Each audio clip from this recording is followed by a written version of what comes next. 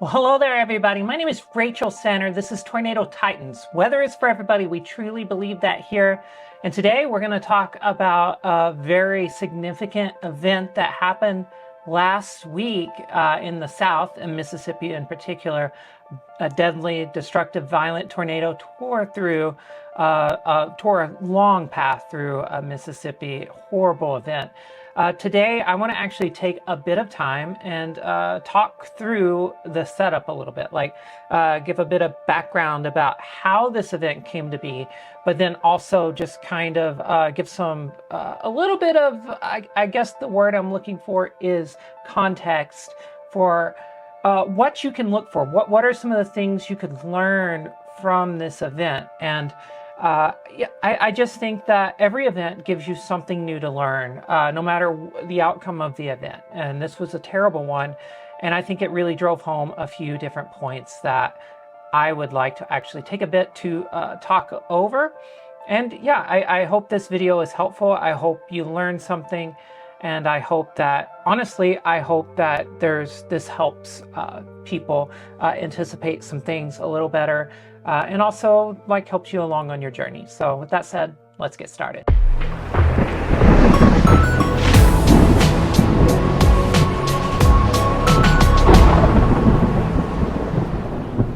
So let's dive in and take a look at, first off, how this environment evolved over a few hours. It changed very rapidly, and I want to kind of show that off. First thing I want to show off, though, is this slide right here. This was earlier in the day. This was not close to the Tornadic event. This was several hours before. You can see actually Rolling Fork is up here in the upper right-hand corner of this screen.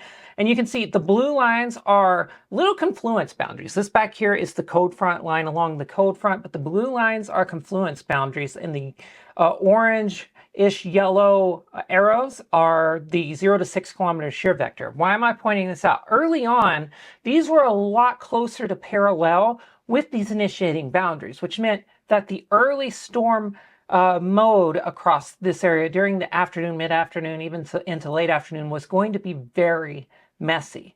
So the initial environment these storms were existing in, and why they didn't initially just go absolutely bananas and produce big tornadoes, is because of that right there. The storm modes were very messy. The environment was not nearly as good, and it all rapidly shifted from about 4 to 6 to 8. There was a gigantic shift in the atmosphere, and we're going to talk about that. Here's the 18Z sounding from Jackson, Mississippi. There's a lot to discuss here. I'm going to try to do this quickly because I don't want this to be an 80-minute video. I'm going to try. But just taking a look at this, you can see, first thing I see, this cap right here. I mean, painfully obvious. Anytime you see the air temperature go warmer and the dew points get drier, that's an EML, that's a mixed layer. It is just very warm and dry. And because of that, there's not much of a cap on this. I mean, not much inhibition, but that would have slowed updraft acceleration down, would have limited the strength of storms. You can see here 3 Cape is 40. Another thing that you can see over here on the right side is the hodograph. Very messy, very unorganized. This is not a good wind profile at this point. Your 0 to 6 kilometer shear is 40. But look at this, your 0 to 1 kilometer SRH, this is at noon, is 61, 0 to 3 kilometer 141. This is not an environment that is ready for prime time at all. This is not something where you're thinking big tornadoes imminent. It's just not. So as you move forward, this is at 0Z. I was getting lost for a second. This is at 0Z. And you can see a lot of things have changed over 6 hours. That cap is mostly gone. There's a little bit of a dry area there. It has dried out in this portion of the hodograph. So that also, I think, was probably impacting these storms a little bit to the west. There's a little bit of residual dryness there. But your 0 to 1 kilometer SRH has improved to 172. It's gotten higher, 0 to 3 kilometer also. You can see the hodograph. You look at how this lower level looks a lot longer, a lot more pronounced. You can see it I mean, that's what you look for. Your instability has also risen. Your mixed layer CAPE is right at 1,000. I'm not going to say 995, even though I just did. It's right at 1,000. So this is an environment that's already supportive of a supercell. And it did. There was a supercell ongoing right about this time southeast of Jackson. It did not produce a tornado. My theory on why is probably because your 3 CAPE was only 18 at this time. I mean, there was just not much there. So your low levels were pretty stable comparatively to the rest of the profile, and your wind shear was not the all-timer type of wind shear you saw just a little bit later. I think that wind shear makes up for a lot with thermodynamics, but when you have wind shear like this, 172 surface to 1 kilometer, it's favorable for tornadoes technically, but you have to have your thermodynamics also working with unstable low levels, perhaps some vorticity along a boundary, something like that. 172 will get tornadoes quite often on the plains, and that's usually because the environment is a lot different on the plains. But in this case, it was not quite supportive of tornadoes. But you go to 3Z, and this environment just absolutely turns over into something that is just monstrous. I mean, this is something you don't see in the plains very often. But here, 995 is your ML CAPE, and now you're at 1642. In 3 hours, the instability just rocketed up, just rocket ship up. It just really improved, it rose, and that's because there is some cooling going on here in this column from 850 to 700. So that cooling helped increase the instability by a good bit. Also, your 3 CAPE is now 91. So you went from a low-level environment that wasn't unstable enough for tornadoes, wasn't good enough in a situation with that kind of shear, to this might have produced a tornado had that supercell been in this environment. But this is the environment that the Rolling Fork supercell was taking advantage of. The 0 to 1 kilometer SRH 319, you can see just the dramatic improvement in the hodograph shape here in terms of favorability for supercells and tornadoes. And you can see from 0 to 1, just look how much longer that gets in just 3 hours. The wind field was increasing just so fast. Like, I can't stress enough how quickly this wind field was just getting stronger. The thermodynamics were also improving. All this was becoming more favorable for tornadoes. And I mean, we know the result. We know the end result of what happened last week. So don't need to belabor the point on that. But a couple of things I want to show. Here are indices from SPC Mesoanalysis. Here is the Tornadic Energy Helicity Index. This is using 0 to 1 kilometer SRH. This is a new formula of EHI that I am becoming a really big fan of. So Storm Chaser, Weather Watcher for the rest of the season, check out the experimental beta products tab on the SPC Mesoanalysis website. This is on there. You can see at 0Z, this is 4. I mean, this is a 4, which is favorable for tornadoes. It's already, you could get tornadoes with this. Now you go up to 2Z just 2 hours later, and look, you go 5, 6. This environment, this is just another way to show that the instability in shear space for tornadoes was becoming a lot more favorable in just a couple of hours. From 6 to 8 p.m., you went from this could support tornadoes to this is a big tornado environment. If you recall, on the forecast video I did before the event, I talked about storm mode. I talked about how the environment was going to get a lot better through the day.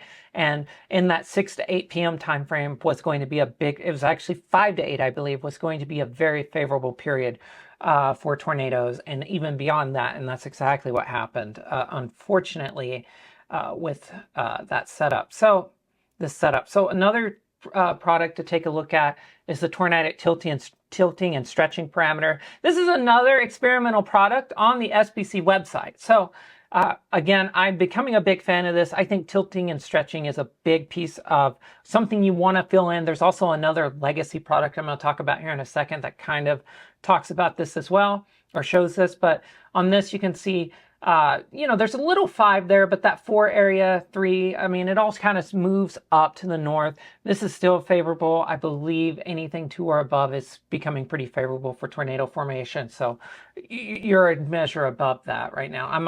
Someone's going to correct me on that. I may be wrong on that. Just so you know, but this is a big deal. This environment was a big deal. So as this storm system, this wave moves over the area, you're getting this spin aloft. It's happening right there. So that's helping. Some of that will translate down toward the surface and enhance mesocyclones, certainly. And you're also just getting more lift. So these updrafts that may have been struggling, a couple could really take advantage of that and take off. So you want to watch for this. This is a great map to look at during, especially plains dryline events, because these typically pick up on pretty subtle waves, and it can help you be like, okay, it's game time, that sort of thing, like game time soon type of stuff.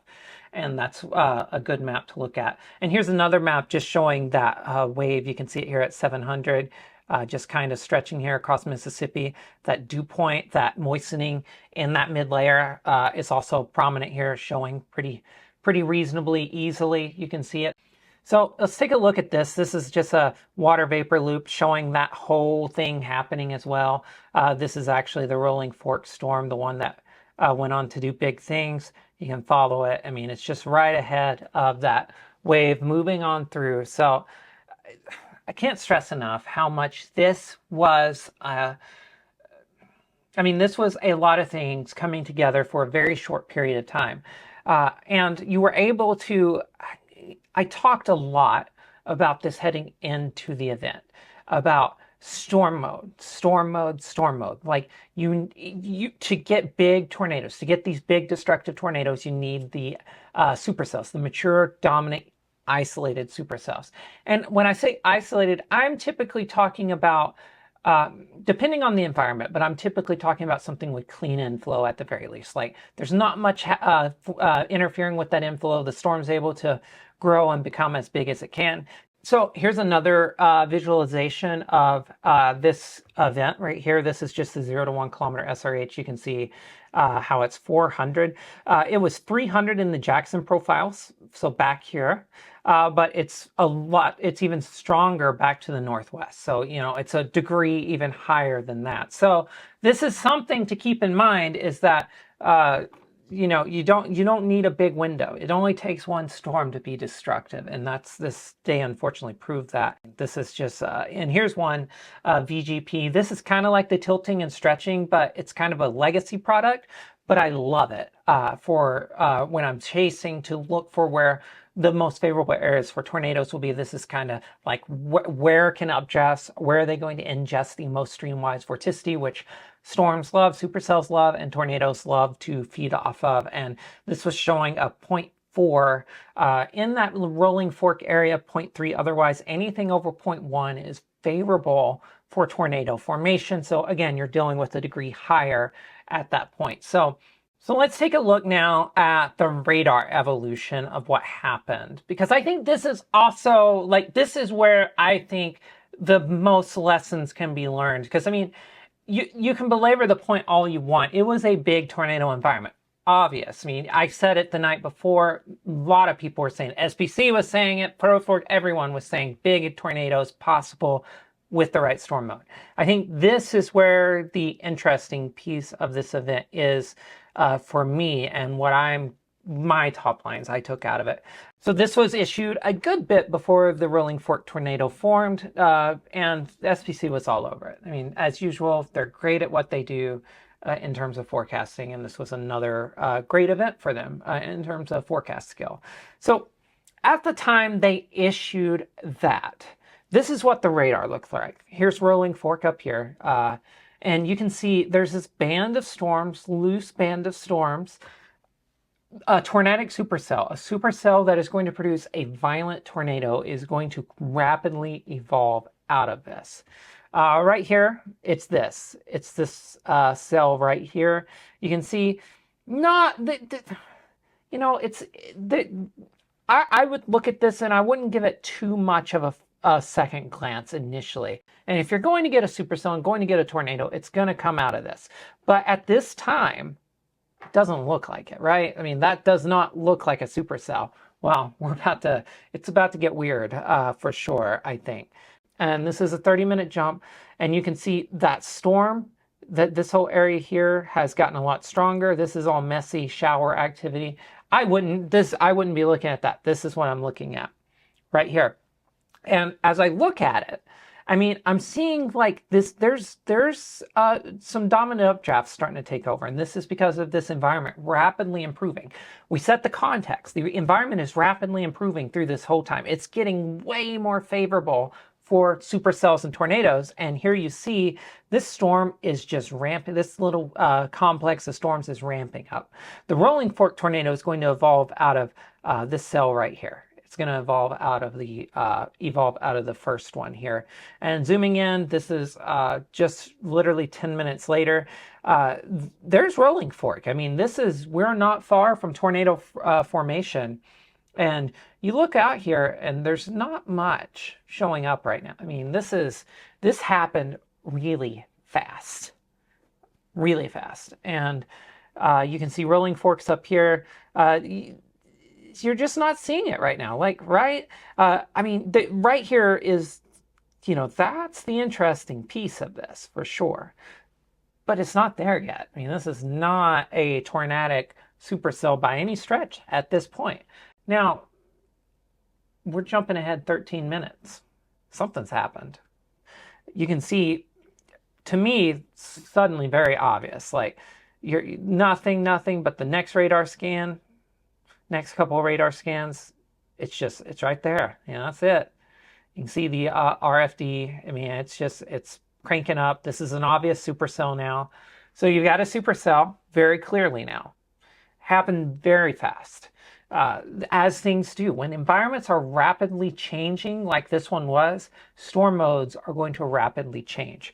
And so at this time, there are storms back here behind it, but it's got clean inflow. I mean, there's nothing here. There's nothing to its southeast to stop it from ingesting that shear.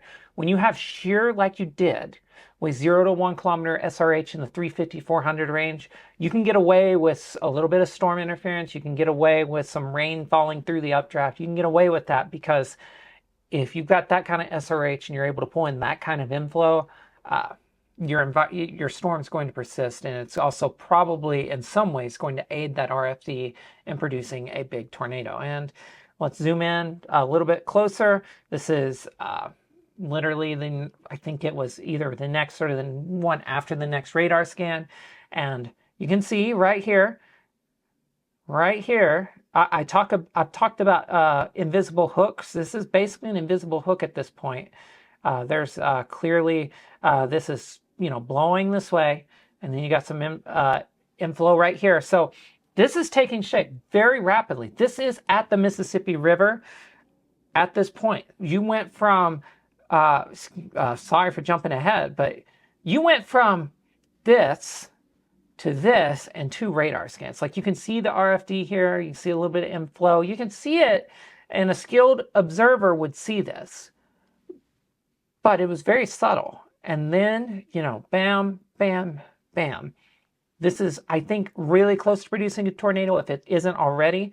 But then you jump ahead 6 more minutes, obvious. I mean, like, we've got a tornado at this point for sure. It's right there. So if you're ever wondering how you find tornadoes on radar, if you are a complete beginner, you're welcome here. But these bright reds, these bright greens like this, very close, in context with the storm. You got to keep everything in context. I mean, it's right here. I mean, that's where it's at. So you can see the supercell. Just do a little bit of imagination here and make it a little cleaner in your head, and you can see the obvious RFD there. There are storms back here, but if they're there's not much. I mean, again, there's clean inflow to its southeast. So this was a situation where a storm had clean inflow, had plenty of shear, was able to produce a tornado. And jumping ahead one more, this is right before it impacted Rolling Fork. You can see the donut right there coincides with the tornado location. I mean, this is how you spot a tornado on radar. And you can see it's just gotten a lot stronger, but you can see this is an obvious supercell. It went from mush to an obvious supercell. And then this is as it was impacting rolling fork. You can again see the donut there. It's filling in because there is a debris ball happening. And you do have these storms down here, but they're not interfering with this at all because the whole inflow process and all that's happening up here. So this updraft is continuing to grow because it has clean air to work with. So let's take a look at a radar loop of this all happening. I want to play through it a couple of times just so you can see how fast this changed. And I got this in Mountain Daylight Time. I live in Albuquerque. I apologize for that. I don't know if there's a way to change that, but I haven't tried. But you can see here's the eventual rolling fork supercell moving up, bam, bam, and there, I mean, just, you can see it happen. It's so fast. And you can also see a right turn happen. And when you see that happen, when you see these dominant supercells make a right turn, that's only increasing the SRH they're working with. Let's go through it one more time. So whenever you see these right turns, that's increasing SRH. That's a big deal. So you can see there, it just makes a slight right turn. It's kind of moving this way, then all of a sudden it just kind of takes a little bit of a right jog, and that would have locally increased that SRH and would have made this tornado possible. So, and one more time, and just want to loop that through so you can see it really good one last time. There was a point midway through the event, about 3 or 4, we were talking in the Titan chat, and it was basically, we're only going to get 1 or 2 storms probably out of this that are going to be like dominant supercells. It was becoming pretty apparent. But if they do, this environment's going to be still very favorable for big tornadoes. And that's what happened. So if you're someone who's fascinated with weather, like I am, like a lot of storm spotters, storm chasers are, you're someone who follows these events, this is a good channel for you to learn about the whys behind these events. Also to follow along with our storm chases, but we try to keep it educational the whole way through. And I just hope that if you do find this stuff interesting, follow along with us this year. Subscribe. I don't want to make this too much about us, so that's my one plug, to subscribe to our channel. And hey, weather is for everybody. Even when it's at its darkest, ugliest, worst. Weather is for you, it's for everybody. And we can all learn something, and we can all participate in the warning process, and hopefully give people the heads up so they can take action. So, we'll see you next time.